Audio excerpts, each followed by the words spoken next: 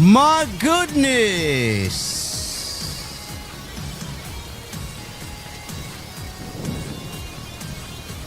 Ladies and gentlemen, it is Survivor Series weekend.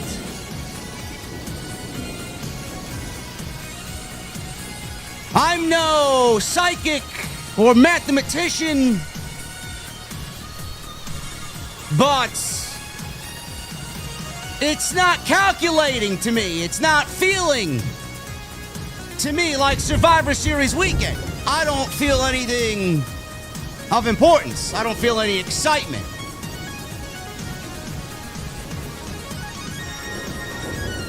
If you watch SmackDown tonight hoping to get excited about Survivor Series, I'm afraid to tell you that this show did not deliver. Not with its overly predictable John Cena tournament. Not with its piped-in crowd noise. And obviously taped from last week feel. SmackDown on the go-home episode for Survivor Series War Games had everybody asleep, just like everybody stuffed their face last night with turkey and stuffing and fell asleep on the couch during the football game. Ladies and gentlemen, I'm live tonight, so at least we're going to try and have some fun with this. I got my drink. We're going to the venue. Listen, man, let's party it up. Let's do it on this Friday night. When I walk through those doors, I want to know, on this Friday night, what the fuck are you guys drinking? I'll see you over there.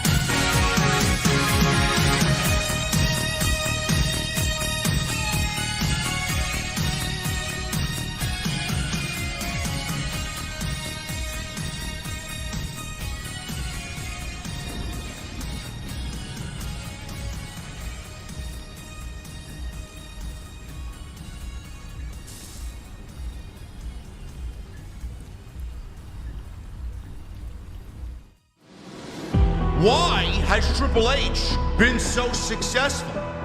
Why is Triple H running WWE better than Vince McMahon and Bruce Pritchard on Monday and Friday night? Long-term booking.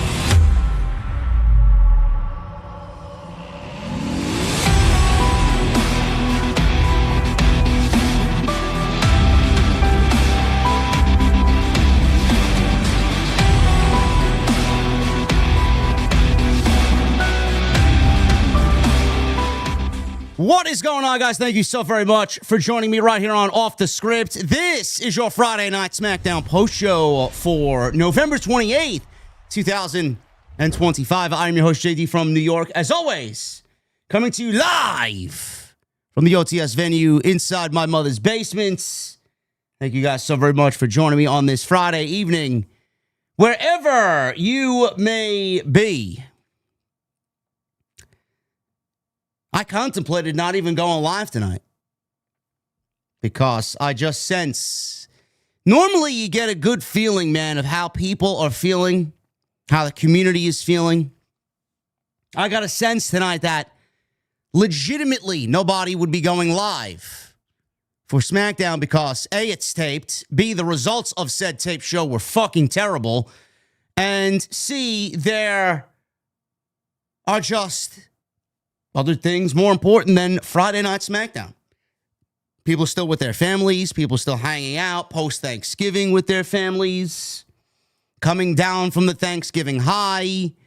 There may be a show that you're catching up on or finishing a la Stranger Things Season 5. Or maybe there's a sporting event or a college game on that you might find more interesting than Jey Uso versus Rusev or LA Knight versus The Miz in the John Cena Last Time Is Now tournament. Or better yet, how about this one, folks?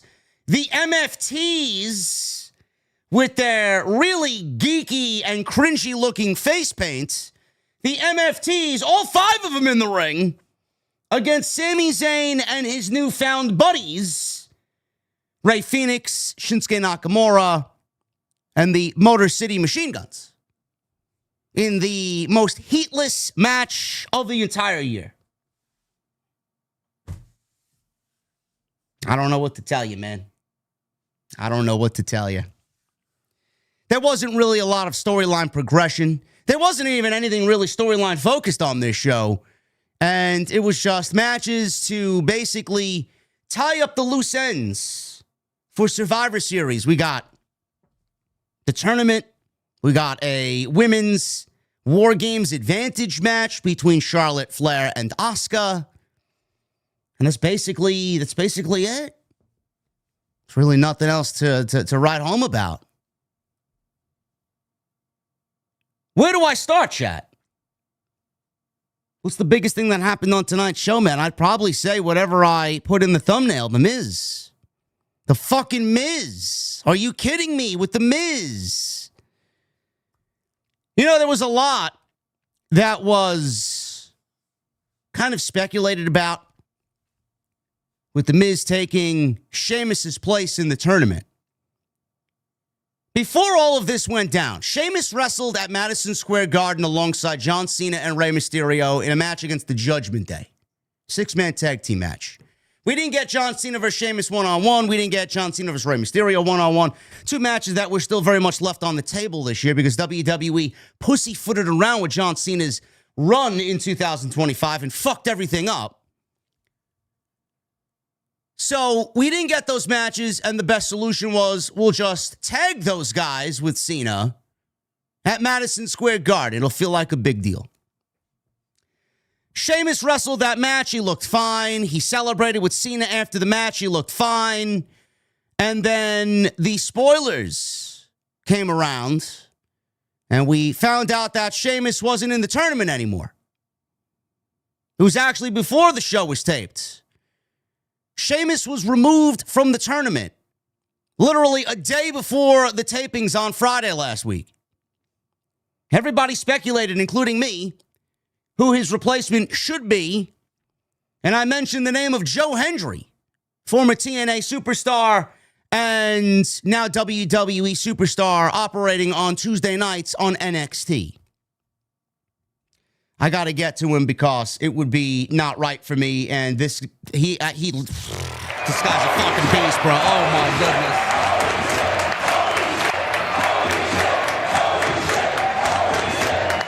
This fucking guy is coming in here. Oh, my goodness. We got a $200 super chat from Boots.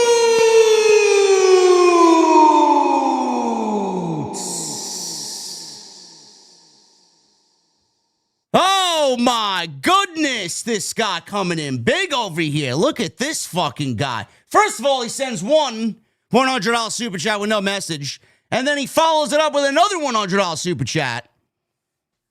200 and totally says, Ryan Seacrest for Safeway is always interrupting the Solid Monster during the sound off. You know, I find that to be very odd, Boots. It almost don't even sound like Ryan Seacrest. Is that the Ryan Seacrest, or is this someone else who is Ryan Seacrest, but not the Ryan Seacrest. You know, the guy that does the New Year's Eve ball drop from Times Square in New York City. Is it that Ryan Seacrest? Or is it somebody pretending to be him, but is not him? I don't know. It doesn't sound like him. So I got myself a mixed chocolate cheesecake at Safeway for Thanksgiving. I'll work off the booze and cheesecake tomorrow morning. So Boots is coming in here with a $200 super.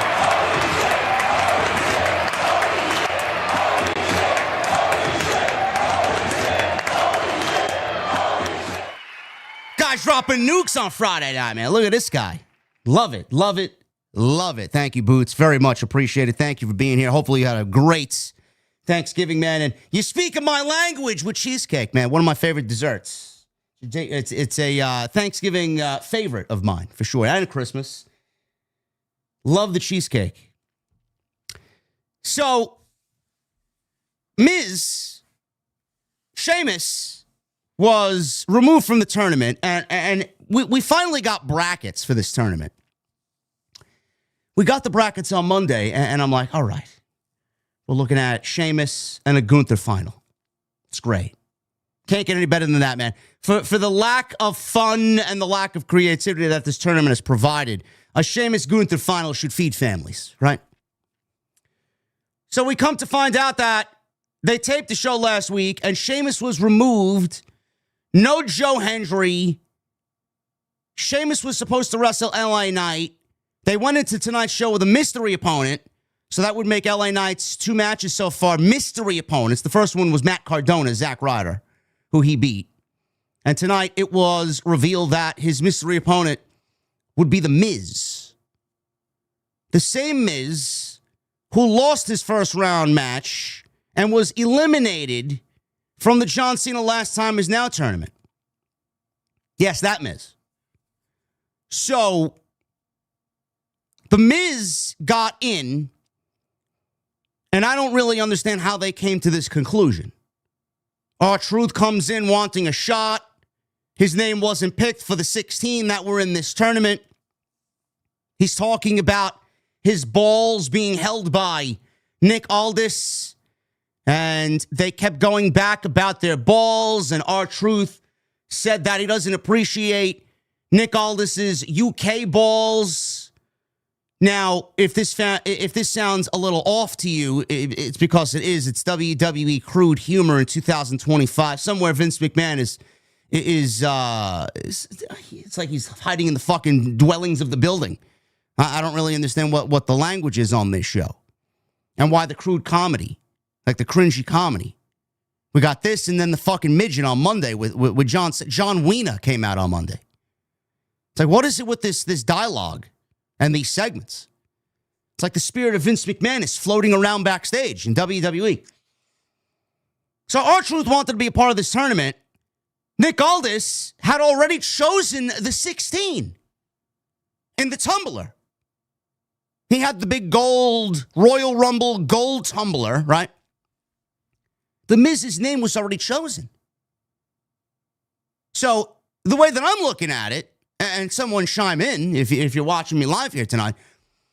If the Miz's ball was chosen from the tumbler, then the Miz's name is no longer in the tumbler. So how did Nick Aldis pick the Miz's name in the tumbler? How did Nick Aldis pick the Miz's name when the Miz's ball wasn't in the tumbler anymore? None of it made sense. I'm looking at this and I'm like, do they really think we're fucking stupid? Or did they choose his name, include him in the round of 16 names chosen, only to then put his ball back in the tumbler?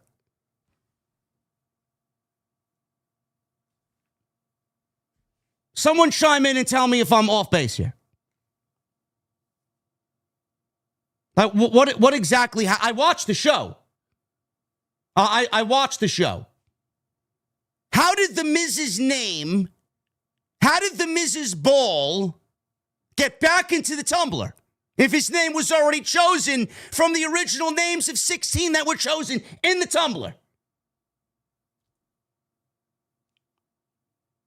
Don't understand it. I don't really get it. Miz switched the name out. Is that what happened? Did the Miz switch all of the balls to put back into the tumbler with his name in it?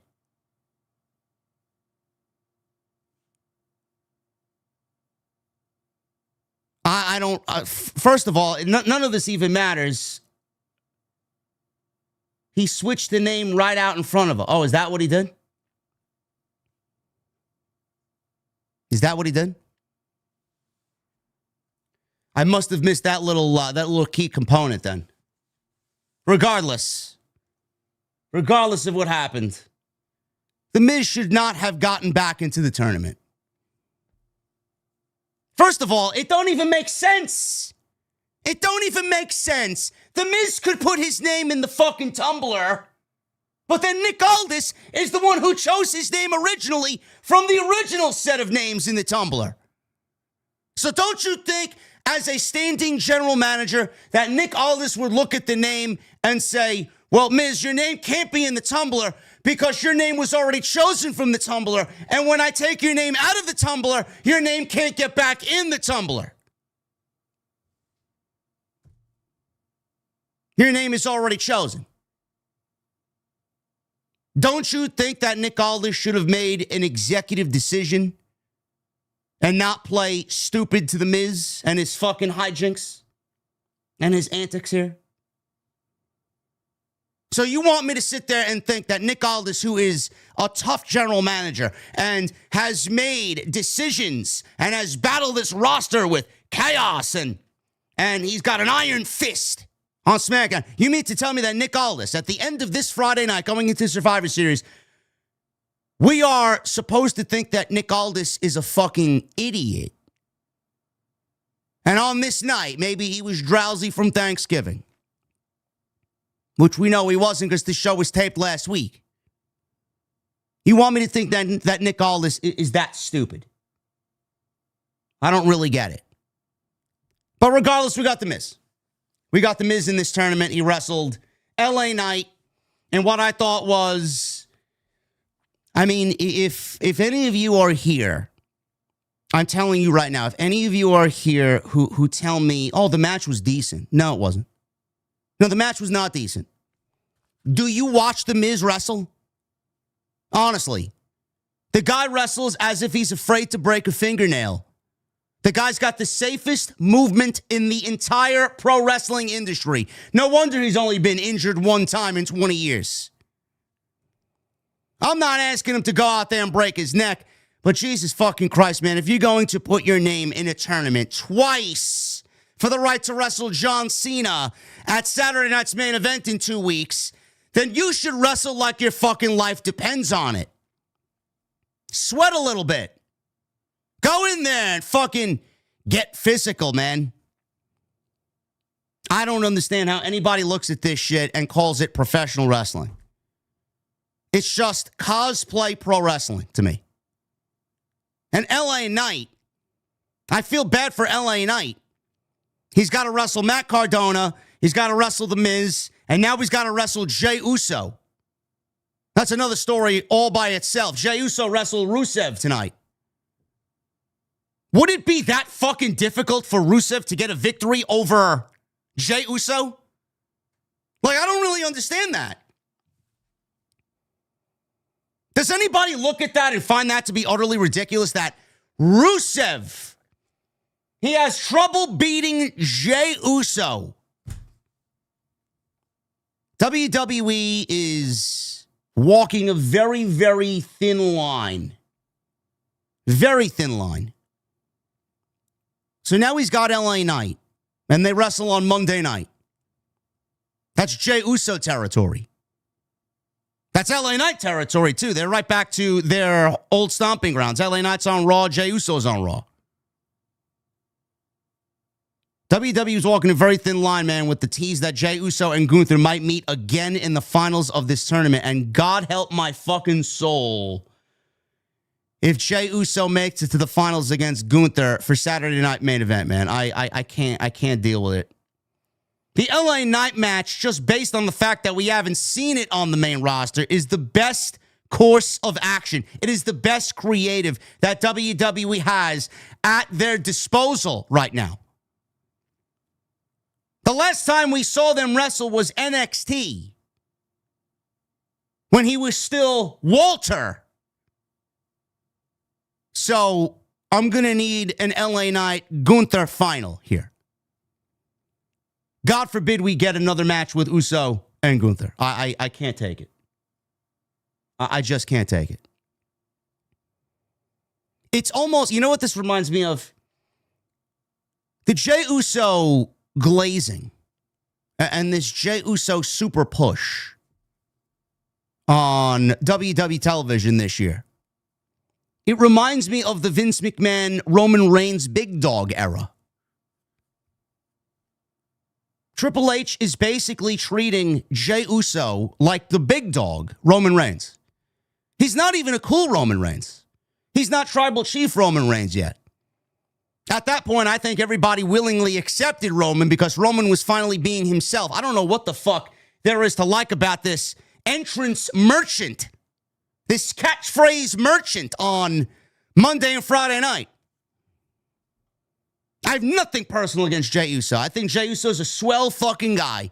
But man, the overexposure and the plunger down the throat of Jey Uso every single week, it is fucking nauseating, man. He comes out, he starts the show, he does his entrance, and then he does... And we got to hear it all over again. And then Rusev, poor Rusev. Rusev and LA Knight would have been a much better match than Uso and LA Knight. So we go babyface versus babyface on one side and heel versus heel on the other with Solo versus Gunther on Monday night. Should have been Penta. But we got Solo due to Penta's injury. On no planet, under no circumstances, should Rusev be losing to Jey Uso. What a schmuck. Absolutely dog shit creative. LA Knight and Gunther should be your final, and I'm not even overly enthralled about that. So whatever else they got planned for that show, man, they better load that show up with some main roster talent against NXT talent, and they better make that fucking shit like an old school Mauro Ranallo takeover back from the black and gold days. That's what it needs to be. So Jey Uso beats Rusev and LA Knight beats The Miz. Further cementing this tournament as an absolute fucking snooze fest on WWE television. The lack of care, the lack of fun, the lack of excitement in this tournament, I mean, it is very concerning.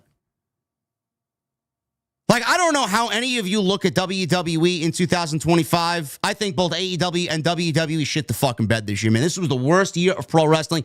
This may be the worst year of pro wrestling in almost 3 or 4 years. Seriously, since the pandemic era. This may be the worst pro wrestling all year. This may be the worst state of professional wrestling all year creatively since the pandemic era days, when AEW was operating at a Daily's Place and WWE was operating out of the Performance Center. There's legitimately nothing between both shows, between both companies, that gets me going, that gets me excited. And if you look at this tournament, I don't know how you guys look at it, but I look at the way WWE booked this tournament as an indication that 2026 is just going to be just as rough as 2025. How do you fuck this tournament up? How? This should have been a slam dunk, easy fucking tournament. This tournament should have been an opportunity for WWE to have fun. This tournament should have been an opportunity for WWE to be unpredictable. This tournament should have been an opportunity for WWE to kind of make good on everything that they got wrong with John Cena. There was no fun, predictable matches that nobody really gave a shit about in this tournament, which all directions lead to Gunther. Everybody knew Gunther was winning as soon as he came out with the new theme or the old theme and the fucking boxing robe. We got Javon Evans, Matt Cardona, and Dolph Ziggler. I mean, I'm looking at this tournament, and I honestly came up with a better iteration of this tournament than WWE did. I don't believe that they dropped the ball on this. So Jey Uso, LA Knight on Monday, Gunther versus Solo Sikoa on Monday. And the finals take place next week on Friday Night SmackDown, which more than likely will be Gunther walking away and going into Saturday night's main event a week later. Any questions? Gunther versus John Cena will be John Cena's final match. And I'm sure that will be an epic battle. And Gunther will retire John Cena.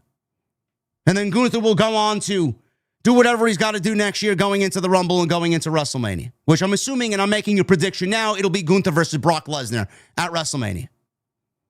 Because that's exactly what WWE is doing with Gunther. They're putting all of the big-time names in front of him. He retired Goldberg. He's going to beat John Cena. He's going to slay the Beast incarnate. Gunther's going to be this generation's legend killer. It's exactly what they're doing with him. Other than that, on this show, we got a traditional 5-on-5 Survivor Series match, which, granted, was commercial-free for the last 30 minutes, which I very much appreciate. The thing I don't appreciate is the fact that this was as much of a heatless match as anything else I've seen on television. This match did not matter until it got down to the last two guys, which, predictably, WWE left Sami Zayn alone with Solo Sikoa at the end. And that's when the match actually mattered.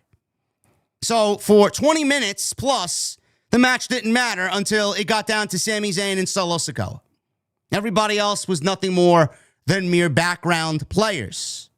Chelsea Green and the United States Championship are an absolute fucking waste of time. You might as well flush the fucking toilet and watch the title go swirl down the fucking toilet. That's where the title belongs.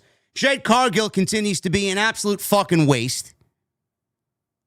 And Asuka versus Charlotte Flair by default probably was the best thing on this entire fucking show.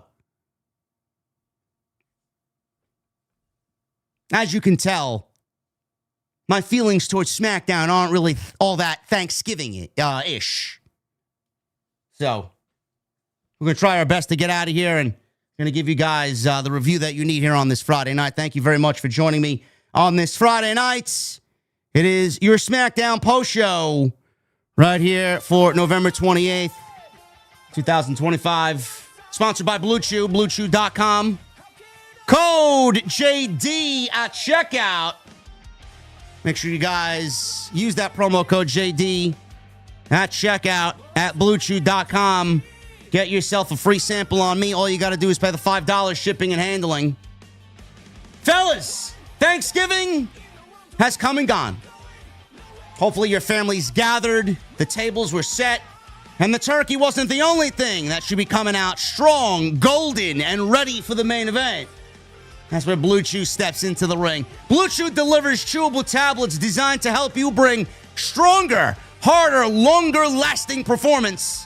The kind of performance that would make even the tribal chief nod in approval.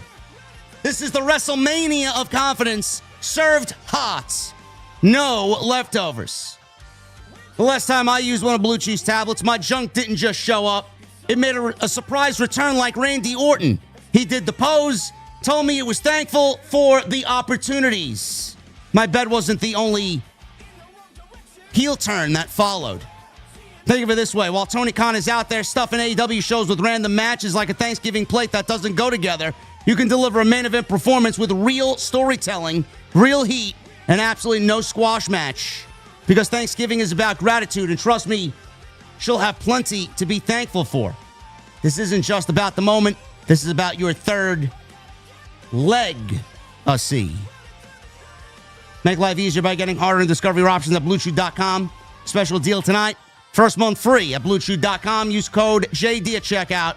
Pay $5 for shipping and handling. That's BlueChew.com, code JD at checkout. Blue Chew's mission is to upgrade humanity one thrust at a time. Follow me on social media at JDfromNY206, Twitter, Instagram, TikTok, and Cameo. Hit that subscribe button down below. Turn on the bell for notifications. Go check out all the content on the channel. There's plenty of it. We were live all week, and we'll be live tomorrow night for Survivor Series.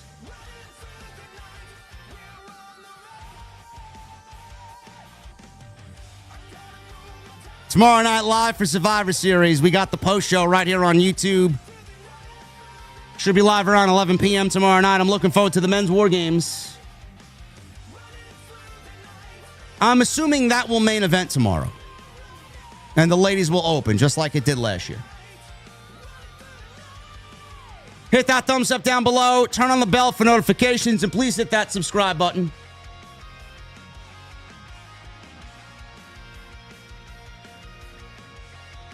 Let's get into this SmackDown post show, man.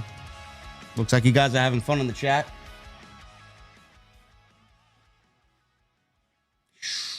Who's this in the chat? We got Shrek231. JD going live on a lifeless show is such a blessing. Thank you, man. Yeah, man, I wasn't even thinking about going live. I wasn't even going to go live. I was going to cancel the stream because I just didn't really give a shit. I just wanted to kind of sit here in peace and quiet, play some Arc Raiders, but I decided to go live. I appreciate you guys. We're going to try and make the best of it, man. Even though it's a slow night, we're going to try and make the best of it here, and we're going to have some fun. So the show opened up with a recap of last week's developments. Women's War Games match set on last week's SmackDown with Rhea Ripley announcing AJ Lee as the team captain, and Becky Lynch was announced on Monday. So they did AJ Lee on Friday, and they had a big brawl at the end of the match, or at the end of the segment last week. After the recap, we saw Asuka and Charlotte Flair walking backstage ahead of their War Games Advantage match. LA Knight, was approached by Kathy Kelly about Sheamus being taken out of the Last Time Is Now tournament due to injury, with a mystery opponent to replace him. LA Knight was a bit bothered that he didn't get a bye in the tournament, stating that this tournament was starting to piss him off. LA Knight said he was planning to take out his frustrations on his mystery opponent.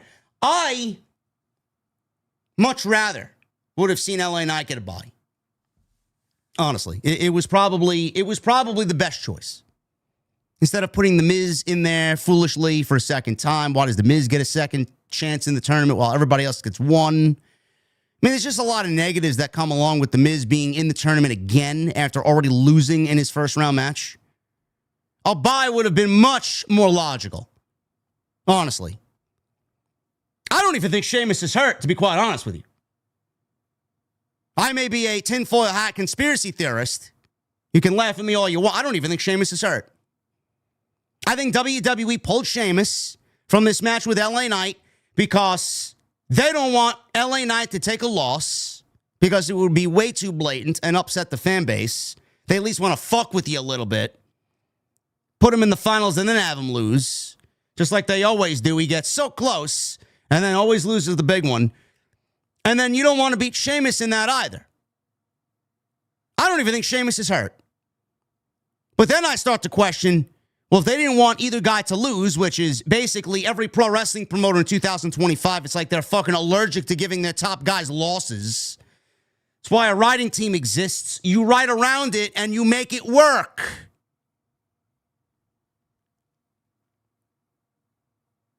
I don't think Sheamus is injured. They didn't want to give either one of these guys a loss, which begs the question, why didn't they book the tournament better so that this situation doesn't come around and be a thorn in their side?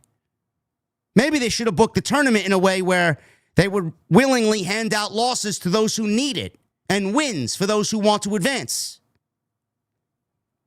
Sheamus wrestled on Monday at Madison Square Garden 2 weeks ago. He was fine. He didn't look injured. He had some tape on his shoulder, but when has that ever stopped Sheamus? I don't know. I genuinely don't know. A bye would have been so much more logical. Jey Uso and Rusev start the show. We get an entrance from Jey Uso. He yeets. He does the thing, and we yeet again. Fucking entrance merchant over here. But this is what people pay to do. Imagine paying all this exorbitant amount of money to go to a WWE show to simply yeet. Couldn't be me, bro. Couldn't be me. Jey Uso has had history with John Cena.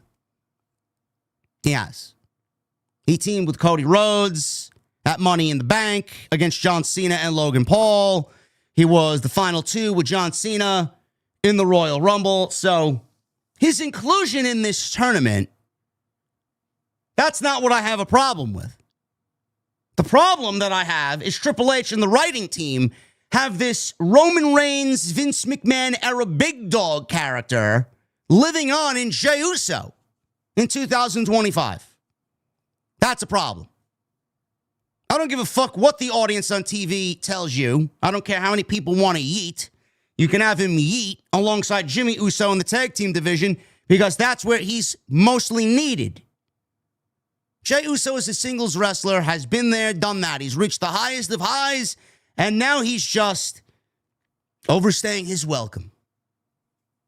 Again, I have no problem with Jey Uso, the man. The character that we see on television, it's getting a little long in the tooth, bro. There's nothing captivating about Jey Uso. There's nothing there that I want to see. There's nothing there that I'm excited to see on a weekly basis. You can announce any match with Jey Uso in it against whomever, and I'm going to be like, I don't give a shit. I don't give a shit. Seriously.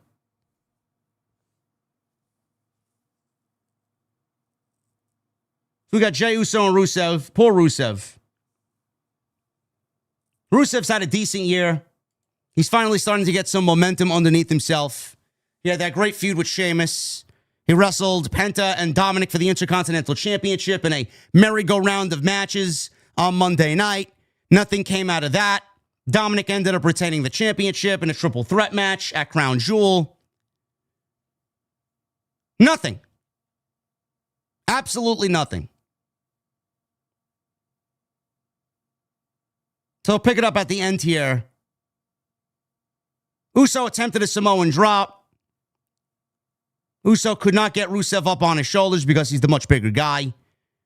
Rusev tried to apply the accolade. Uso fought out of it, forced Rusev to the outside.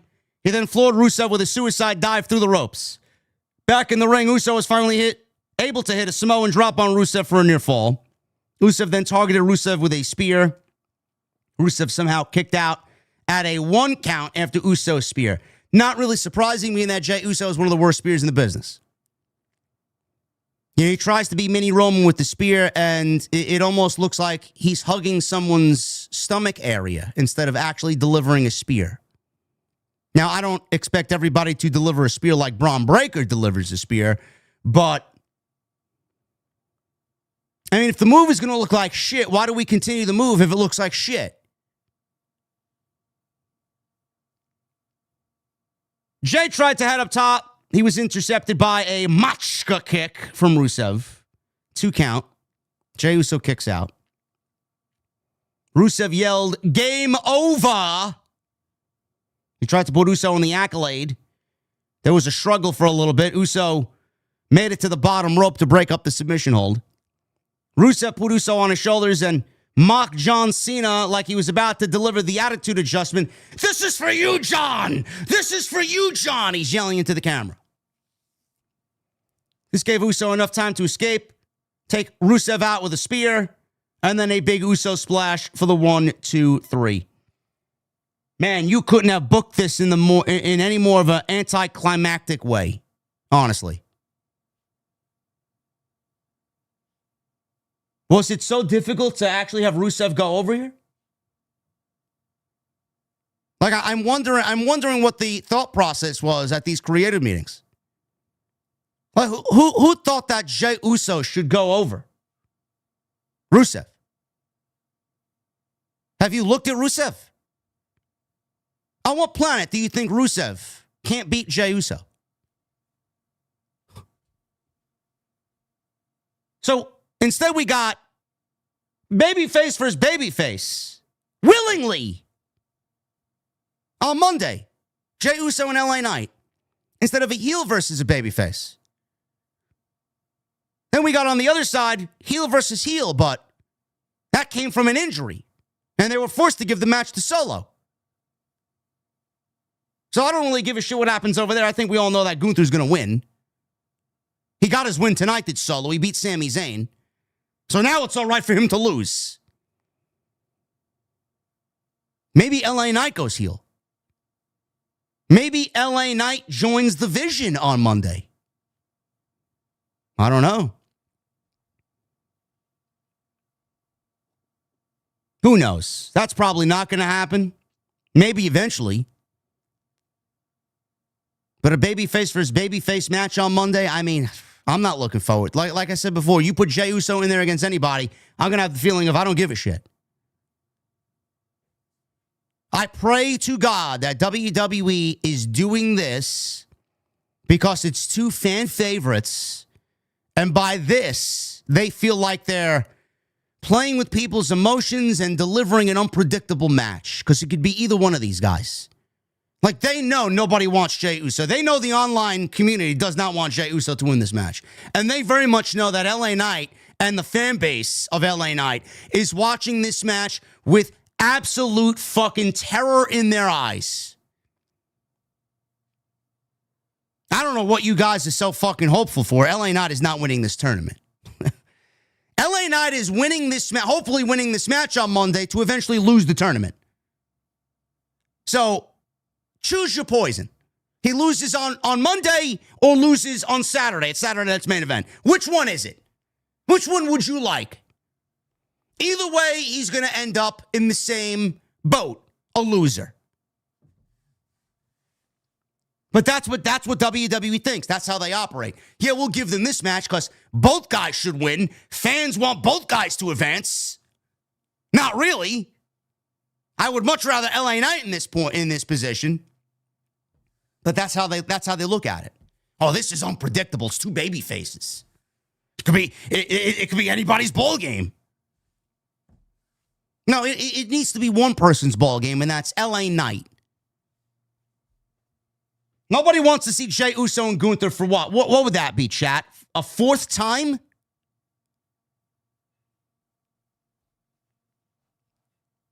Jey Uso's matches are as boring as watching paint dry. I can't even begin to tell you when the last singles Jey Uso match that I watched was actually enjoyable. Backstage, The Miz. He was complaining to Nick Aldis about the last time his Now tournament when R-Truth walked in. Truth was once again talking about his balls being in the running for John Cena's mystery opponent.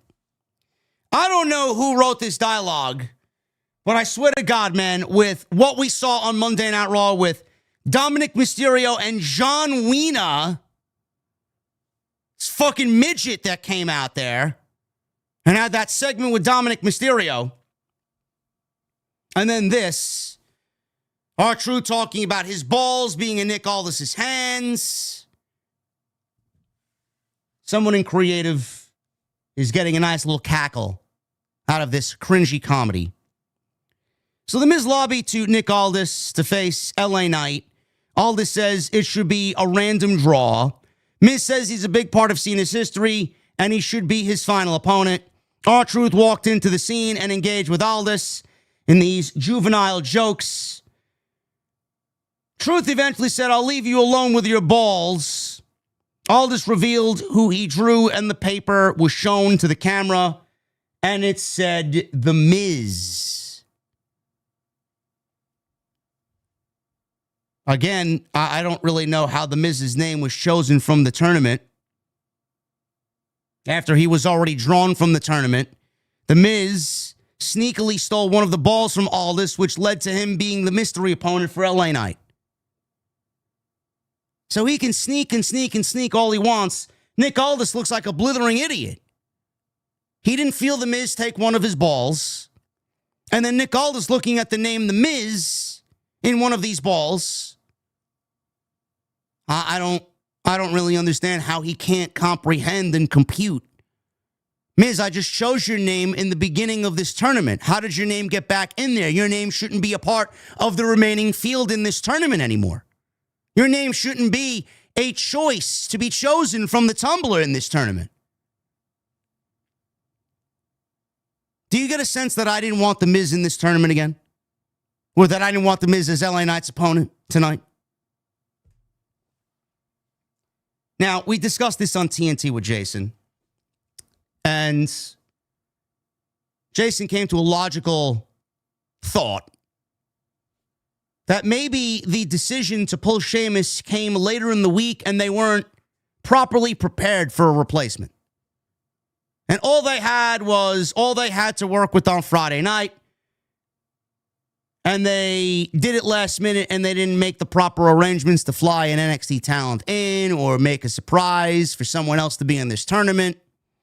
And they went with who they went with, who was there, and they went with the safe choice because no matter who was going to fill in for that spot was going to eventually lose anyway. But it's just not a good look for the tournament. It's not. The Miz can sneak and write his name on a ball and put the ball back in Nick Aldis' hand, but Nick Aldis looks like a fucking idiot. All he had to say was, well, this is not right. How could this be right? I already chose your name weeks ago. How is your name back in the tumbler?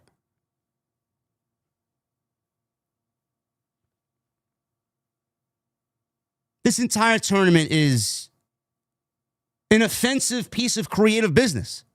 No fun, no unpredictability, no epic feel to round out John Cena's last match. He might as well just have handed the match to Gunther. You just should have had him come out week after week and say, I'm gonna retire John Cena. I'm gonna retire John Cena. And people step up to his face and Gunther beats these guys left and right every fucking week. I would have much rather watched that than this fucking tournament. This tournament lost my interest when Carmelo Hayes lost to Gunther on Monday. That was it. We had 2 more weeks to go with this tournament. After Carmelo lost, I was done. And after Sheamus was pulled, I was even further done. Damian Priest. He was interviewed by Kathy Kelly. And apparently, Zelina Vega interrupted Aleister Black's remarks about how his code was broken was addressed here. Priest said that Black didn't accomplish that. And the only thing that was accomplished by Black and Zelina was pissing him off. So Zelina interrupted and told Priest that Black was thinking of bigger goals. But if Priest wanted more punishment, quote unquote, punishment,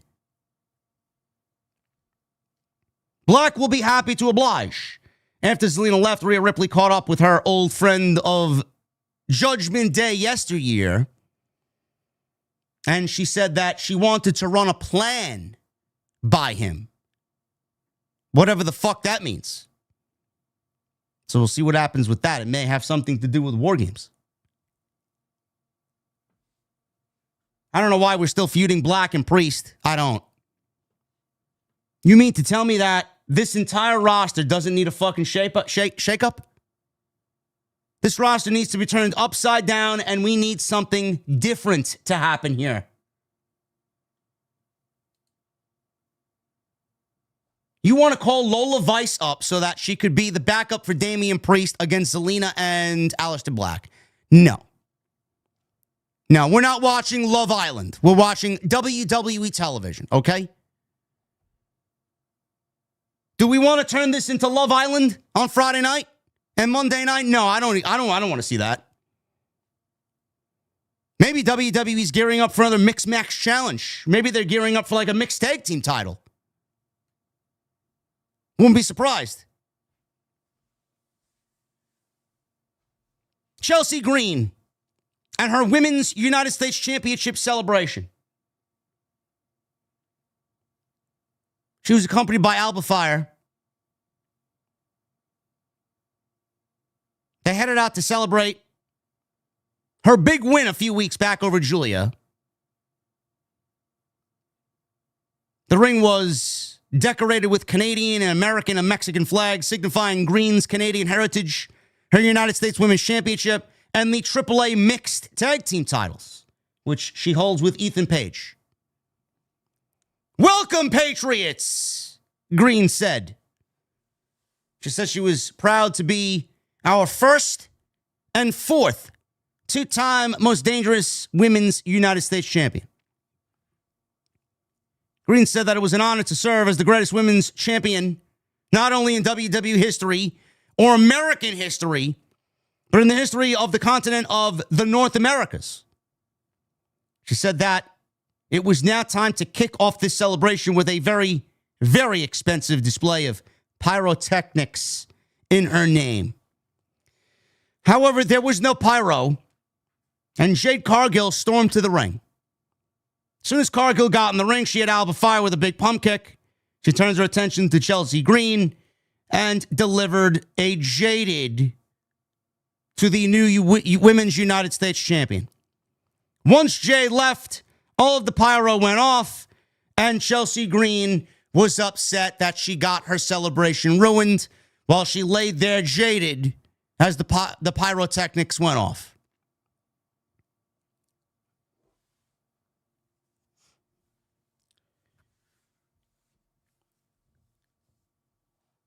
Are champions and championships supposed to be this embarrassing? Is this what the Women's United States Championship was created for? Like, legitimately, you had a belt maker slave away making this title belt, which, I mean, isn't really all that creative, honestly. You had someone create this belt with the labor and man hours that went into it, to give it to Chelsea Green, who had an absolutely horrendous reign, to drop it to Zelina, who had an even more horrendous reign, to drop it to Julia, who had even more of a horrendous reign. More horrendous than both Chelsea and Zelina combined. To then give it to Chelsea Green. And the first segment that we get, with her in front of a live audience as the new Women's United States Champion, she is embarrassed by the Women's Champion, Jade Cargill. I don't know who advocated for this championship to be created and instituted onto our television program, but clearly someone wanted it. I'm going to assume a woman in the company wanted equal opportunity rights here for the women. I'm assuming someone or some people lobbied to have this title created. WWE, because they can't say no, because they have to look good in the aftermath of Vince McMahon and everything that he did to fucking ruin the company's reputation, can't say no. They gotta give. Someone said, sure, ladies, we'll create you a brand new title because we love women's wrestling. Only to then contact said belt maker, have them slave away to make this championship, only to then further embarrass the champion and the championship for 11 months.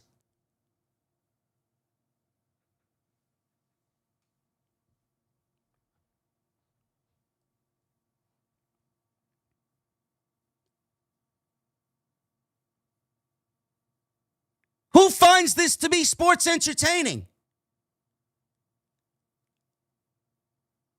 Like, I look at this and then I see people, Chelsea Green is so hilarious, man. The fuck are you watching, man? What are you watching? Absolutely under no human circumstances did I find this humorous. Did I find this funny? Did I have a desire to chuckle and laugh? What the fuck are we doing with this title? Honestly.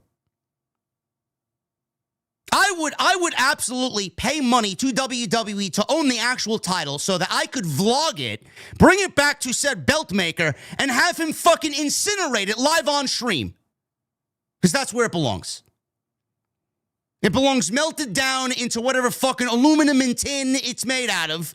And the fucking leather belt, burn it and make me something that I could put on my shelf as a fucking ornament for display. Chelsea Green is so much better than what we are being given right now. Maybe a partnership with Ethan Page will serious her up. Good evening, Patriots. Bro, she's Canadian. The fact that a Canadian is holding a North American or United States championship is not funny to me. No. The gimmick died when she won it the first time, and then we're right back to where we were in January. The Secret Harvest was terrible. Piper Niven out or not, it's fucking terrible. It was terrible then, it's terrible now. No competition. No competition! You gave her this belt with what plan of action? What? So much planning that you got the women's world champion out there destroying your mid-card champion. Now, by default, because there's no other competition, Jade Cargill is now opening up the eyes of the other women on the roster. And who do you think is stepping up to the plate to battle Jade Cargill and her bullying first? Who do you think that is, chat? She's already destroyed B-Fab. So who do you think that's going to be next? If you said Mia Yim, ding, ding, ding, ding, ding, ding, ding.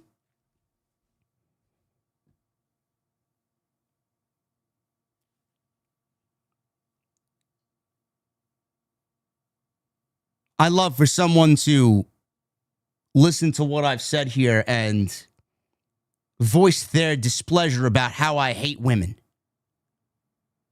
I don't hate women. You know who does? The people that book this fucking segment, they hate women. Clearly someone in the company values nothing about the United States Championship. So much so that the title's been buried for the first 11 months of its existence on television. Why did we need 2 mid-card women's championships? Why?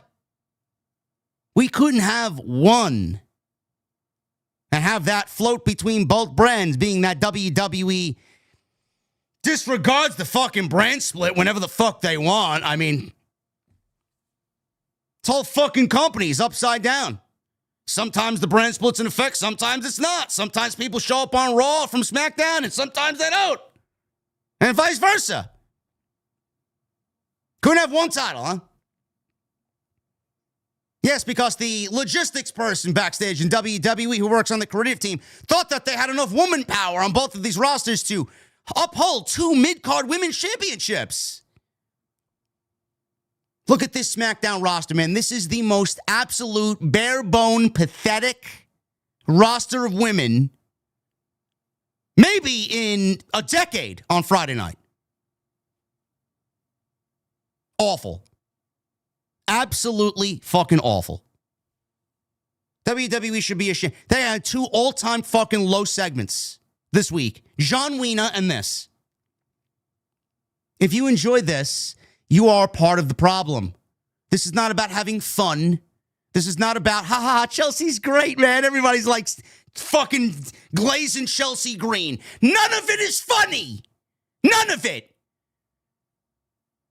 You're focusing on what? You're the problem. How do you look at this women's division and find any humor in how the fucking division's booked? How?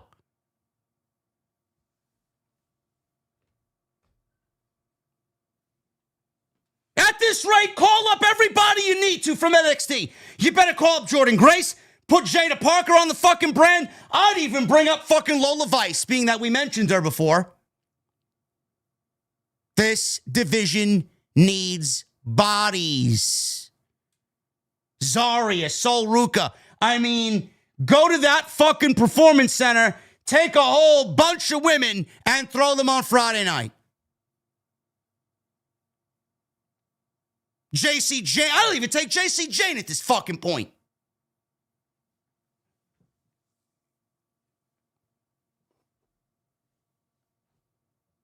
How nobody has recognized this problem is fucking unreal to me. Unreal. This is not a problem that we wait. It's the Royal Rumble. We'll wait for the Royal Rumble. It's WrestleMania season. We'll wait for WrestleMania season. We'll wait for a draft. Bro, it's a problem now. It's been a problem for fucking 2 years now. Fix it. Fix it. Especially since the show's going back to 3 hours in a fucking month. Fix the fucking problem.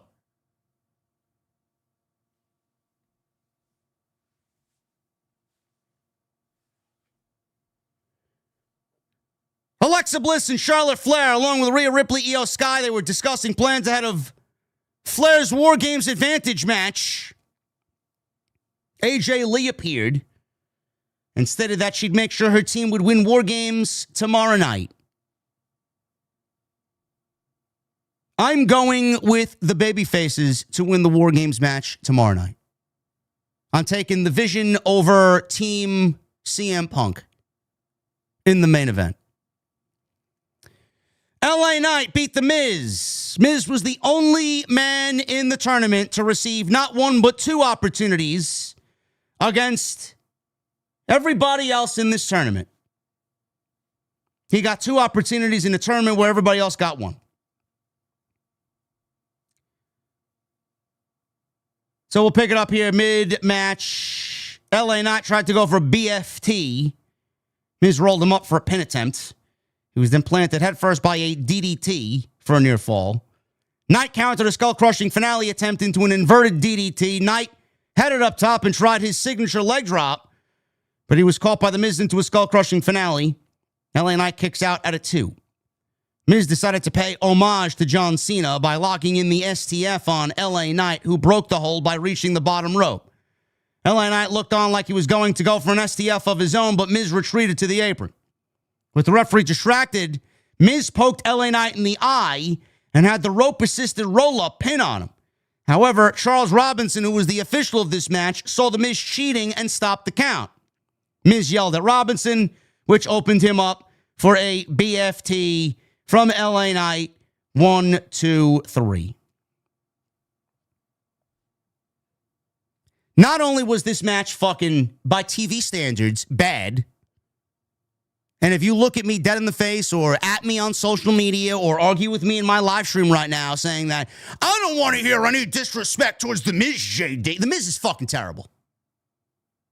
I don't give a fuck who you are. I don't give a shit where you are, who you are, where you're from. I don't give a fuck what you like. The Miz is fucking terrible. And The Miz should not be in this tournament on television, let alone once, but twice. The only part of The Miz that needed to be in this tournament was against Carmelo Hayes, and they didn't even do that.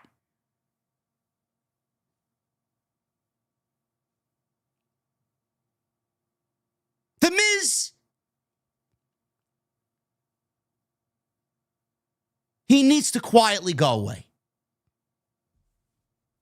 Seeing someone like The Miz on television, especially on Friday night where there's so much wrong, seeing The Miz on television in 2025 in this type of role is honestly fucking wrong. Bro, there's no in between. There's no in between. I mean, you get on one side, they go to the utmost extreme where it's like fucking, it's like a Jack the Ripper murder in the middle of the fucking ring every fucking week. And then in a match like this, I mean, it's almost like I'm watching two guys cosplay pro wrestle.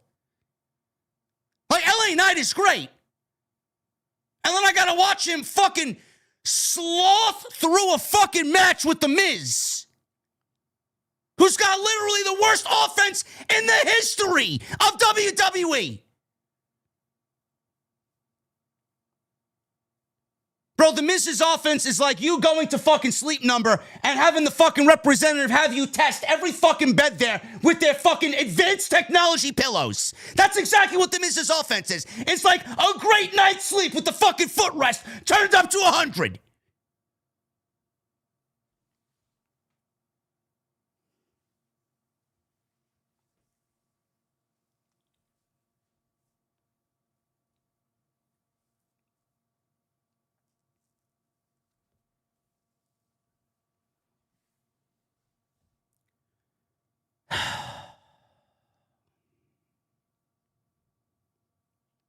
How do you look at this tournament? How do you look at WWE, who had a golden opportunity to fucking regain fans' trust with this tournament? How do you look at them, how they botched this tournament, and have any hope for 2026? This should have been the easiest fucking thing to book, and it should have been a situation that should have been fun.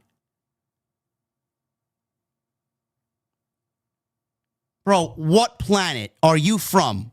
And what language do you speak that you think having The Miz in this tournament twice is fun? What the fuck?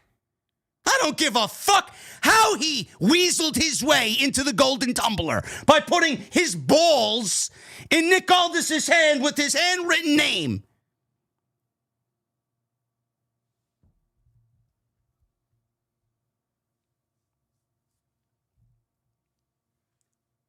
Bro, this tournament should have been this tournament should have been a Michael Jordan free throw.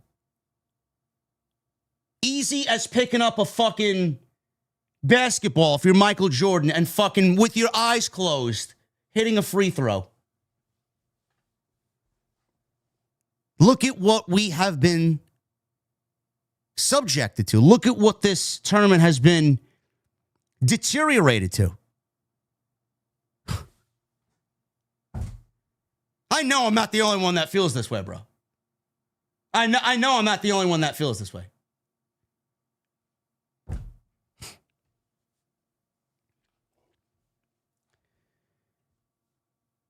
But I guess, you know what?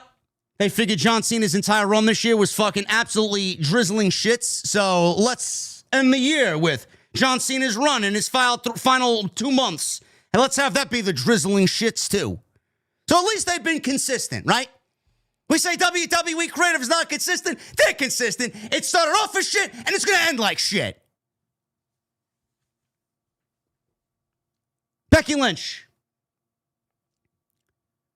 She chatted with her War Games team and boasted about her 100% success rate when it comes to War Games. She said that when the door closes, it would be up to her. Nia Jax interrupted and said, Becky, it's not about you. Tonight's about Asuka to gain the advantage for their team in women's War Games. Asuka said that the last time Charlotte Flair faced her, she was out for a year, which made her confident about her chances in the War Games advantage match tonight.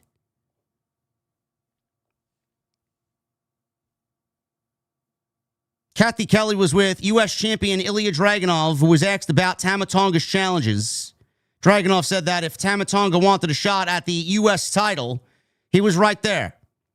Dragunov, before he could go further, Tommaso Ciampa rudely interrupted him. He talked about how he took Axiom's mask and he was going to take the United States title from Dragunov. The U.S. champion said Ciampa made a good point and he was going to think about it as he called his rival a jackass before he walked away. So if you're wondering why Dragunov didn't have a United States Championship match open challenge tonight, it's because the show was taped last Friday, and the way that he wrestles, I don't think we want Dragunov wrestling 2 matches in one night the way that he wrestles most of the time in these open challenges. So they gave him the night off, and he'll be back next week. Asuka, she went one-on-one with Charlotte in a War Games advantage match. This was by far the best thing on the show, and that's not really saying much because it was a very low bar to begin with. So the last time that Asuka was in the ring with Charlotte, Charlotte had torn her MCL and ACL and was out for a very, very long time. And she returned and she won the Royal Rumble, which was, looking back at it, a fucking awful creative decision. Can I ask, without anybody getting upset at me, what was Charlotte wearing tonight?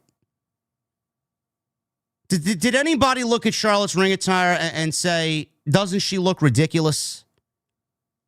Now, I'm just saying this as an observation. We're watching the same show. Did Charlotte look ridiculous? I swear to God, man, it almost looked like Charlotte was wearing ring attire that was 2 sizes too small for her. I mean, I don't understand it.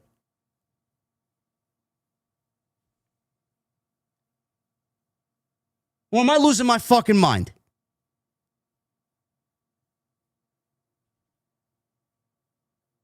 That's all I'll say. She looked ridiculous. At least the bottom portion of her ring attire, bro, it looked like she was wearing 2 sizes too small.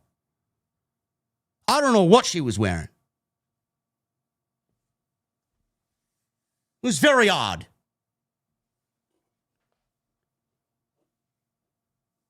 Asuka. We'll pick it up here towards the middle of the match. Asuka and Flair exchanged some strikes and some chops. Flair did her somersault into a clothesline, kept Asuka grounded. She headed up top, connected with a moonsault to Asuka for a near fall. You know, I look at Julia Hart do the botch moonsault on Wednesday's Dynamite where she looked like a complete amateur out there. And I was saying the same thing about Charlotte Flair and her moonsault, and she's corrected the mistake. She realized that the moonsault was just absolutely terrible in every sense of the word. And she's grazing her hair. That's how she grazes her opponent on the outside. At least now she's rectified it. She does it to a laying opponent in the ring, and she does it, and she connects with it. Whereas Julia Hart, she doesn't know if she's too close or if she's too far. If you don't know how to execute the move properly, maybe someone should tell you to try something else. Maybe we should do something else in that spot. An elbow drop, a big splash, a leg drop, a senton. There are 4, 5, 6, 7, 8, 9, 10 other things that you could do. No, but we opt to do a moonsault and continue to make her look like a fucking geek. What do I know, though? What do I know?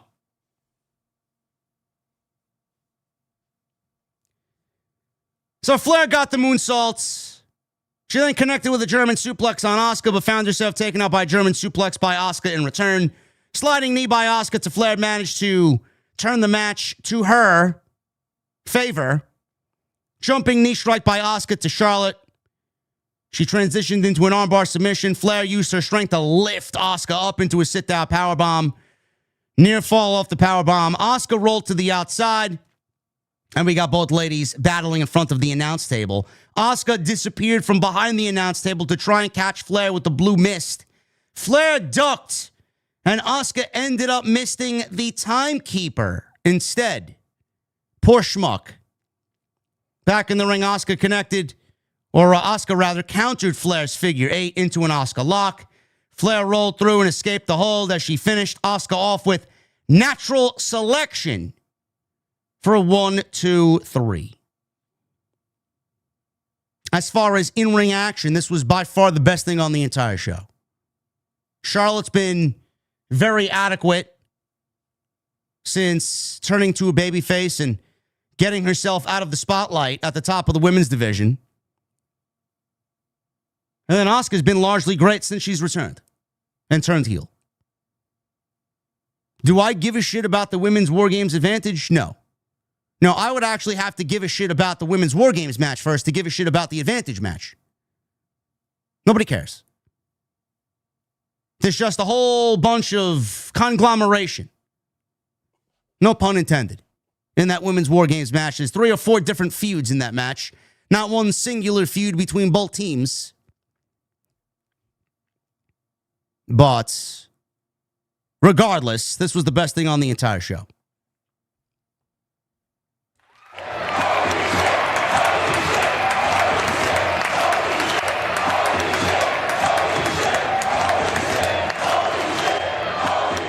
We got a Billy Bomb! $100 super chat from my God, Billy. What's up, JD, my man? I'm with my buddies in Tucson, having a great time. Love my friends. Happy holidays. God bless America. Billy, you.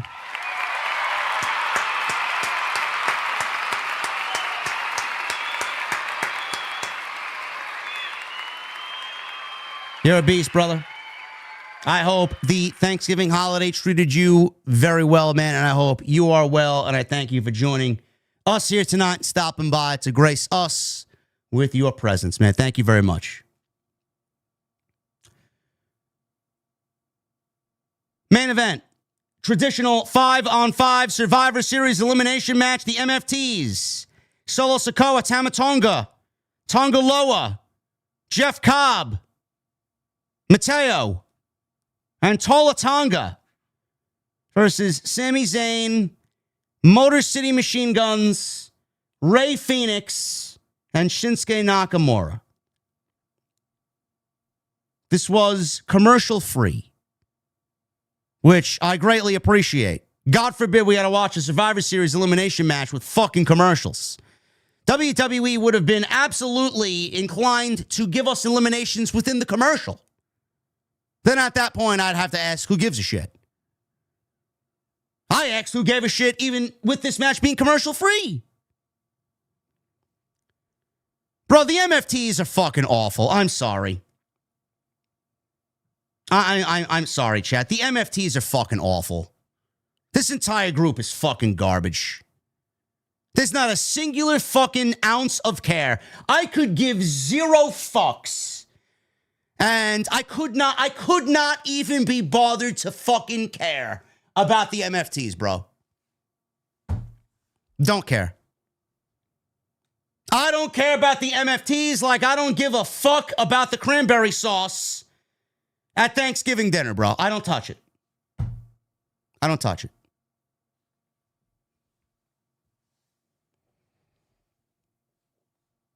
First one to get eliminated here was JC Mateo. Oh, actually, no, I'm sorry. He was not the first one eliminated. He eliminated Alex Shelley. Motor City Machine Guns first. Actually, you know what? I got it all mixed up. Motor City Machine Guns scored the first elimination with a nice tandem pin combination to take out Mateo. So that was Mateo being eliminated. Tonga stepped in, found himself on the receiving end of stereo super kicks from the Machine Guns. Nakamura was tagged in as he blasted Tama Tonga with an enziguri. Nakamura had Tama Tonga in sight for the Kinshasa, but Solo's distraction was enough to give Tama Tonga the opportunity to hit what he calls the cutthroat. It's basically his version of the hidden blade, which he does not do it anywhere close to where Will Ospreay does the hidden blade. Shinsuke Nakamura was eliminated by Tama Tonga. So we're down to 4-on-4. Next one to get eliminated was Tonga Loa. He was eliminated by Rey Fenix. Tama Tonga and Tonga Loa joined forces to go on offense against Rey Fenix. Couldn't eliminate him even after a spinebuster. Fenix found himself on Tonga Loa's shoulders, but he turned that into a roll-up pin, which he got the 3 and the elimination on Tonga Loa. Tola Tonga comes right in and made an impact as he crushed Rey Fenix with a big running charge. Tola threw Fenix down with a pair of scoop slams as Solo tagged himself in. He went for the Samoan spike, but Fenix avoided it. Sabin entered the match with a tag. Solo hit a fierce uppercut on Chris Sabin, tried for a Samoan drop. Shelley blind tagged himself in, and he and Sabin hit Sikoa with stereo super kicks. They went up top to set up Skull and Bones, their finish. Tama shoved him down to the outside. Tola Tonga then made a tag, choke slammed Shelley across the apron, and Alex Shelley was eliminated via Tonga. Sabin tried to go for a crossbody on Tonga, but he was caught, and his sunset flip was counted into a hard clothesline, and he was quickly eliminated. So Tonga eliminated both Motor City Machine Guns. Thanks for coming. The Machine Guns have been a complete waste of payroll to the WWE SmackDown roster. Man, have they not gotten over, huh? Absolute job. They're jobbers to the MFTs, bro. Can you imagine that? They are jobbers to this version of the MFTs. Phoenix entered the match now. Tried to bring a bit of offense to Tonga. Tiger feint kick across Tala, Solo Sikoa, as well as Tama Tonga tagged into the match. Phoenix attempted a goodbye amigo, which was countered by Tama, but Tama Tonga was turned inside out by a Hurricanrana. Phoenix then leapt from the top rope to take out Solo and Tonga on the outside. Back inside, Tama Tonga caught Phoenix with the not-so-hidden blade here. The cutthroat. Tama Tonga eliminated Rey Fenix. Can you believe that? Rey Fenix, one of the greatest luchadors of the last decade, eliminated by Tama Tonga. And you mean to tell me SmackDown isn't a fucking dog shit program? Sami Zayn was left all by himself. He was left in there with Tama Tonga, Tonga, and Solo Sikoa. Huge uppercut from Tala. He continued his attack on Sami Zayn. Solo tagged in. He was thrown into the corner for a running hip strike on Zayn. Tama Tonga was up next. He blasted Zayn with 2 running splashes. Zayn starts to come back, hits Tama Tonga with a surprise haluva kick, and he eliminated Tama Tonga. So now it's 2-on-1 in favor of the MFTs. Tala didn't let Sami Zayn get any moment to breathe here. He went right after Sami Zayn after he eliminated Tama Tonga. So they're on the outside. Zayn is stunned in front of the timekeeper's area. And it looked like he was about to take Sami Zayn's head off with a big move. Zayn moved out of the way from a big boot, which Tonga missed and sent him flying over the timekeeper's area. Sami rolled back into the ring. Tonga did not. He was eliminated via countout, and Tonga is eliminated. So at least they had the wherewithal to protect Tonga. As if anybody gives a shit. So it's now Solo versus Sami. Solo entered right away and hit the consecutive spinning solos. He goes for a near fall. Sami kicks out. He goes up top. Big splash. Once again, Sami kicks out. And the big splash was really fucking good. He connected on it flush. It was a really good big splash. Solo propped Sami Zayn up on the top rope. He looked like he was going to hit an avalanche Samoan drop. That was turned into a sunset flip bomb by Sami. Sami goes for a cover. He only gets a 2. Zayn hyped himself up as he and Solo exchanged blows in the middle of the ring. Solo gained the upper hand with a headbutt on Zayn. Zayn intercepted Solo's running hip attack with an exploder suplex. He then had him in sight for the haluva kick. Solo reversed that into a super kick. Couldn't land the Samoan spike. Zayn rolled him up for the pin. Followed that exchange after a kick out. Solo, out of nowhere, hits not a full-blown spike. It was more like an in-between Samoan spike. But it was enough to get the win. 1, 2, 3. Solo Sikoa pins Sami Zayn. Why did Solo pin Sami Zayn? Well, he's got a match with Gunther on Monday. They need to make him look believable. The MFTs beat Team Sami. Solo is the sole survivor as he pins Sami Zayn after a Samoan spike. This was 90% heatless until it got down to the last 10%. 5% Sami and 5% Solo. That was it. The little back and forth between Sami and Solo was really good. Outside that, this was as heatless as a match as you'll see all fucking year. And the MFTs look fucking ridiculous. They don't look like a serious threat to anybody. All because WWE thinks that they put face paint on these guys like there's some serious fucking group now. They look like a bunch of fucking circus animals. Nobody takes them serious, and they're all fucking losers. There's not an interesting name of the bunch outside Solo Sikoa. And even he is borderline boring. Might be one of the worst groups in all pro wrestling. Might be one of the worst groups in all of pro wrestling is the MFT. Or the MFTs. Solo celebrated his win. He found himself interrupted when the lights went out. The Wyatt Six blacked out the arena. Once the lights came back on, he saw all of the Wyatt Six standing on the apron. And behind him was Uncle Howdy, who snuck up behind Solo Sikoa and delivered a Sister Abigail to end the show. Folks, what did you do on Friday night? Hopefully you didn't watch SmackDown. I watched SmackDown, so you don't have to. Let's get into your super chats. This show was fucking awful tonight. Outside of Asuka and Charlotte Flair, there is absolutely nothing to go back and rewatch on this show. WWE will upload a 15-minute or so highlight video of SmackDown tonight. You can catch up everything from tonight's show condensed into a 15-minute YouTube video.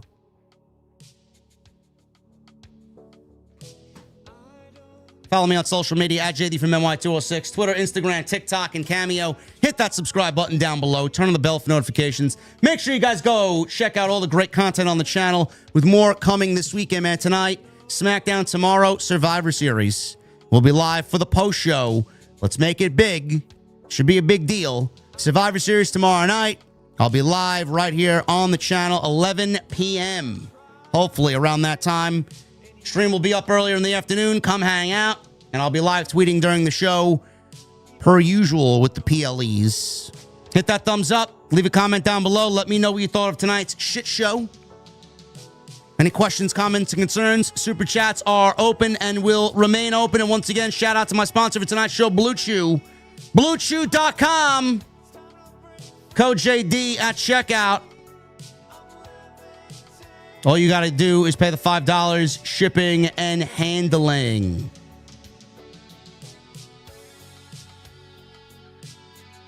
Let's get to your super chats. Thank you guys for the tremendous support tonight, man. Tonight was a very good super chat, and I keep that up going into tomorrow.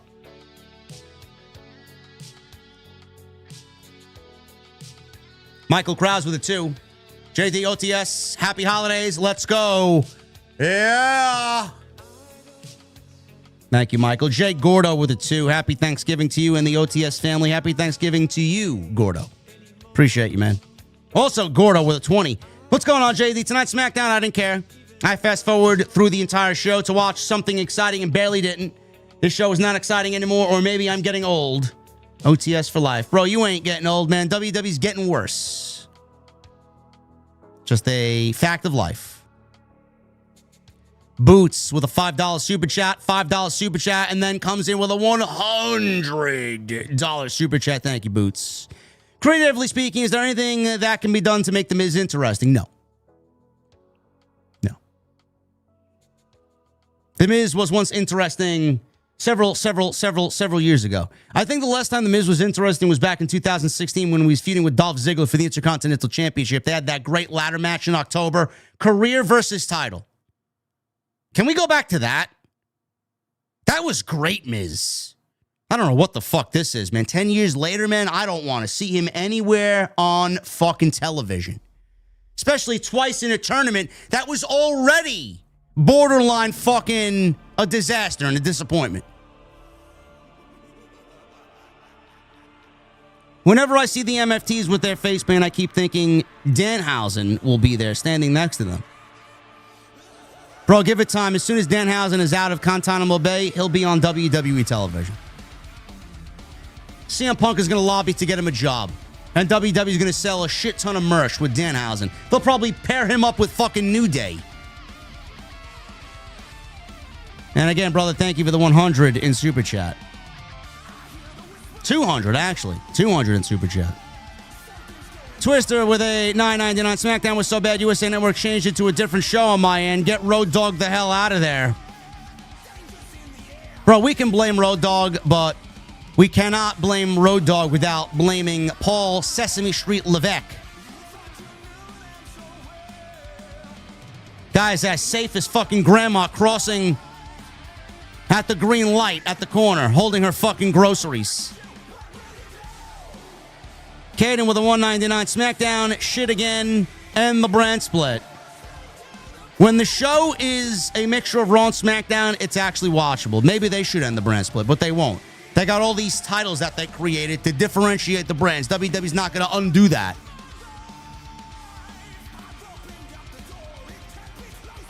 Steph Curry fan with a 2. SmackDown is dog shit now, just like AEW. Bro, I don't see any lies spoken there, bro. WrestleMess with a 199. JC should have been Smaller Tonga next to Taller Tonga. Bro, JC Mateo, Jeff Cobb could probably break you limb from limb. In no way, shape, or form would I call him small. Sidra with a $5 super chat. Pirate walks into a bar with a paper towel on his head. Bartender says, "What's with the paper towel?" Pirate says, "Ah, I got a bounty on me head."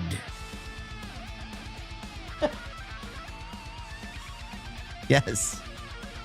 He's got a bounty on his head. Bro, have you ever used those generic store-bought paper towels, man, like Great Value paper towels, man? Holy fucking shit, man. I swear to God, if there is one thing that you should spend money on and don't cheap out on, man, it is a good paper towel. Bounty legitimately is the only paper towel that works, bro. Brawny doesn't work. The fucking Great Value shit, Stop and Shop. You gotta go Bounty, bro. You can't go anything else. Everything else, man, it's like as soon as you put the fucking paper towel on whatever you're wiping up, it disintegrates into nothing.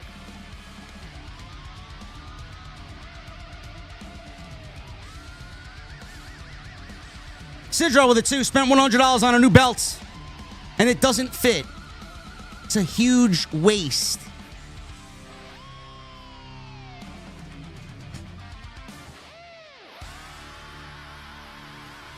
Thank you, Sidro. Hopefully you had a great Thanksgiving, brother.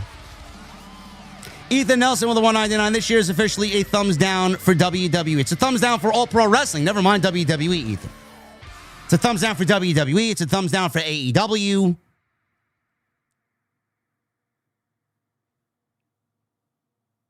Mike Santani with a new membership. Mike, thanks for coming in, brother. What the fuck is Mike drinking on this post-Thanksgiving Friday? Gavin Deeth with a $5 super chat. Bruce is riding SmackDown, is he? I won't be surprised. There's a lot of Vince-isms lately. Get him the fuck out of there.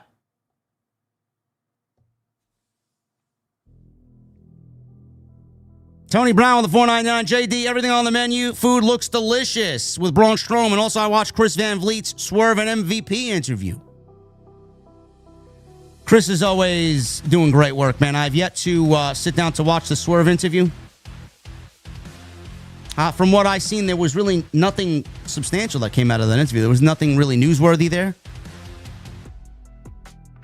And I don't really give a shit what MVP has to say. I don't care.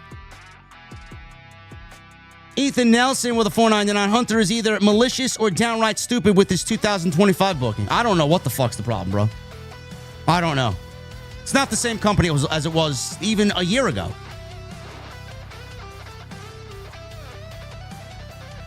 Toya with a 2. The Cena tournament was disappointing. Yes, it was hugely disappointing. True Crime Unleashed with the $2 super chat. WWE is foreshadowing putting Punk's belt on Roman. I could see it. I could see Roman versus Punk at WrestleMania this year. No, that's not the match I would go for, but I would take the belt off Punk, put it on Braun Breaker, have Braun Breaker wrestle Roman, and have Punk wrestle Cody. But I think they go Roman, Punk, and then Cody Orton. I think that's the plan. Emoji Matt with a $5 super chat. You mean the Mafia only did me a favor to get something in return? I will say good day to you, sir. And I don't want to sound like a killjoy, but because this is not my taste, I don't think anyone else should be allowed to enjoy it. It almost, listen, I'm not afraid to admit I have no fucking idea what Emoji Matt's talking about, but we always appreciate Emoji Matt being in the chat. It sounds like Emoji Matt is just enjoying a cold beverage in the corner all by himself, and he's just shooting the shit to whoever's going to listen.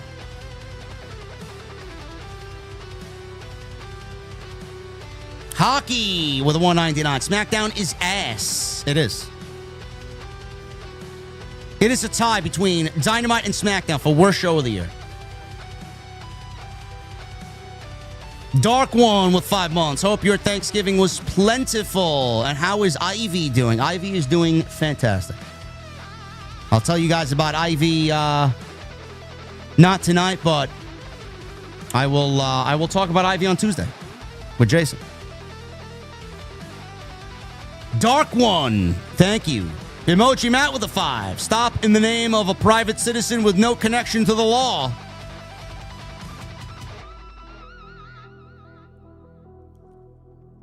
Suplexus, I am here. Toya with a 5. What are the chances we see Roxanne helping Dom win and Liv returning tomorrow? Could be. Could be.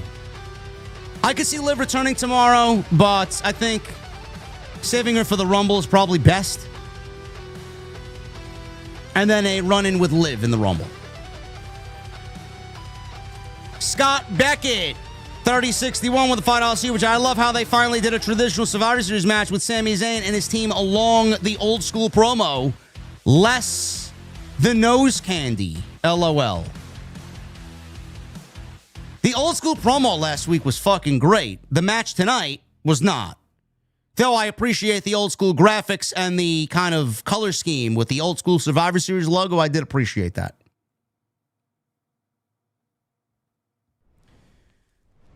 Scott Beckett also with a $2 seat, which I wanted to show support on Black Friday. OTS for life. Scott, thank you, brother. Glad you are here. Hopefully you had a happy Thanksgiving.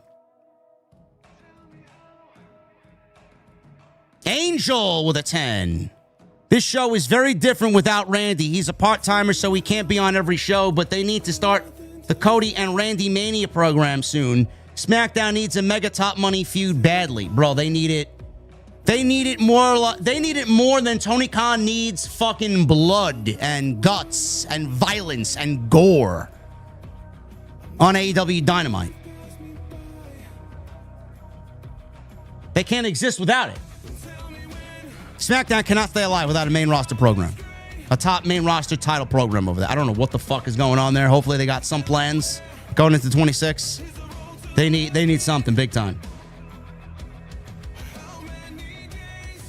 Fast Eddie with a $4.99. Should be Jade versus Charlotte or Jade versus Maxine. I think Charlotte and Alexa are going to be in position to wrestle Jade, hopefully. Or at least Charlotte before Bianca comes back. At least with Charlotte, we're probably promised a better match than if she was to wrestle Alexa. I just trust Charlotte in that position a little bit more than I do Alexa. And Jade needs that. Big time. Hockey with a $1.99. This tournament has been an eyesore. Fuck The Miz. Well, Jesus Christ. Tell me how you really feel, bro. Billy, thank you for the $100 bomb early. We love our guy, Billy. Appreciate you, man. Hopefully you had a happy Thanksgiving.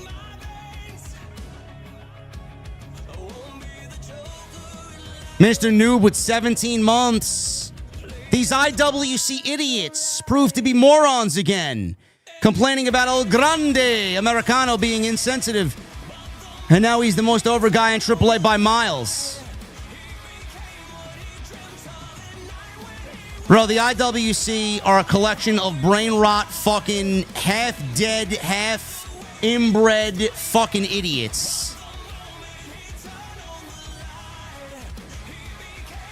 Success. They look down on success, man. Where they fail in life, they hate seeing other people successful. El Grande Americano, Ludwig Kaiser's killing that gimmick, bro. He's loving everything he's doing right now.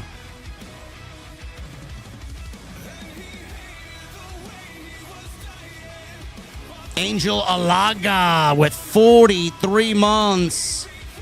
2025 was so bad for WWE and AEW. Is it possible TNA and NXT were better? Didn't have that on my bingo card. You know, I didn't watch any of TNA really outside of a couple of pay-per-views that I willingly paid for. NXT, I kind of catch up on highlights. So I can't really say. I'm not really a good person to give you an opinion on that. NXT probably was a little bit more unpredictable than the main roster and AEW.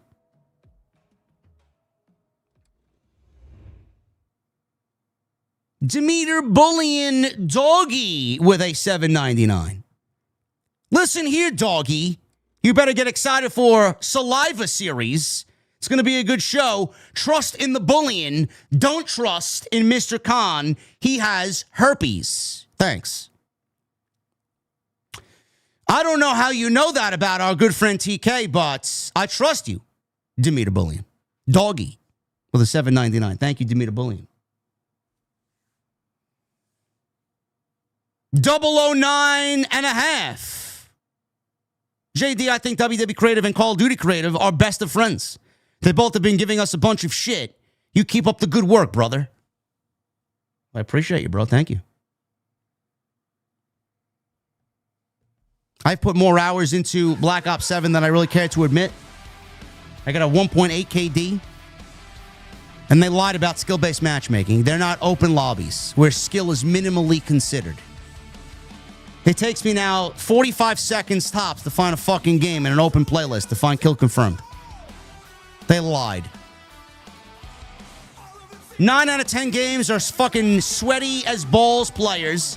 And half the time, I'm getting put into games that are already in progress, and I got swarms in the air from the enemy team. I got VSATs in the air, harps, fucking hunter-killer drones roaming the map. I'm like, what the fuck? Can I get a fresh game where everybody starts at 0? And I don't have to look at a fucking score of 41-15, and I'm on the losing team?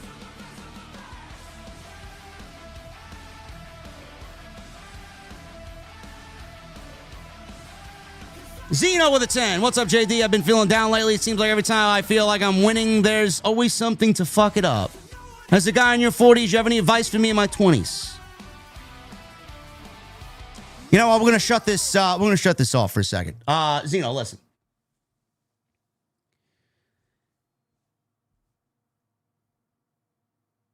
I myself have been feeling very down lately. I usually find an escape in video games. Is a good example. I usually just sit here till the wee hours of the morning, and I just try and kind of escape reality for a little bit. I get to bed way too late and it fucks me up the next day. But, you know, I wake up and sometimes I feel like I have no motivation. I feel like I have no drive. I feel like I have nothing really going for me outside of what I've created with you guys here. Sometimes I feel lost. And I felt that way at your age. I feel that way now. You know, it doesn't matter what age you are. You're not immune to feeling that way. It's all right to feel that way. We all go through our ups and downs. I don't know what your life situation is. All I can tell you is surround yourself with family. Surround yourself with who you consider friends and people you trust. Go to the gym. That's a great way to kind of gain back some of that good feeling. Get lost in a book or a game. Find a hobby. Do whatever you can, man. Try and reconnect with something that you genuinely love to do. And I promise you that no matter what you're feeling, it eventually goes away. Again, I don't know what your situation is. I don't know if you went through a breakup with a significant other, but at 20 years old, bro, you got a whole life ahead of you, man. It's all right to feel down. You know, I am very much looking forward to putting this year behind me. I have suffered a lot of loss, which honestly, I have not gotten over. Losing Bacardi last year, losing my Aunt Teresa in December, losing my grandma in August. There's just a lot. And I still have not recovered from it yet. I try my best to push forward. But I have not really recovered from it. And I'm trying my best every single day to put a smile on my face. That was why it was very important for me to find Ivy, who I fostered and I desperately wanted to keep. And the last 2 days of her being here full time, she's brought a lot of love and a lot of smiles to my face, on top of what I already have in Freddie, and I have Bailey. So everything will pass, bro.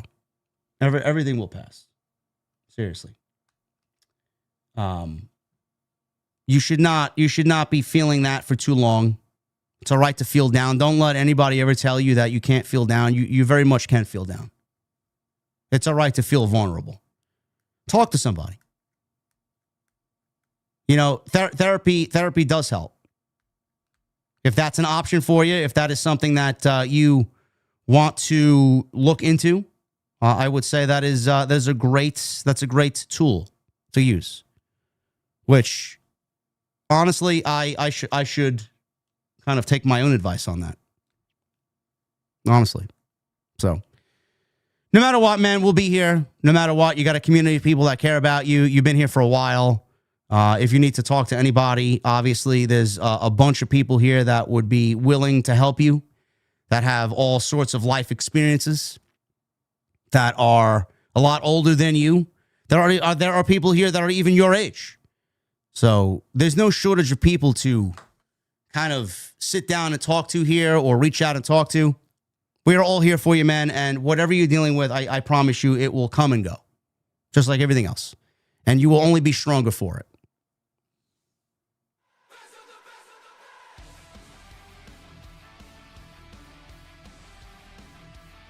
Let's give some prayer emojis for our guy Zeno in the chat.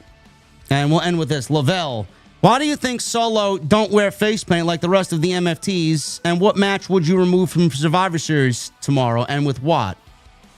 Well, Solo doesn't wear the face paint like the MFTs because it looks fucking ridiculous, and he doesn't want to look ridiculous like the rest of them.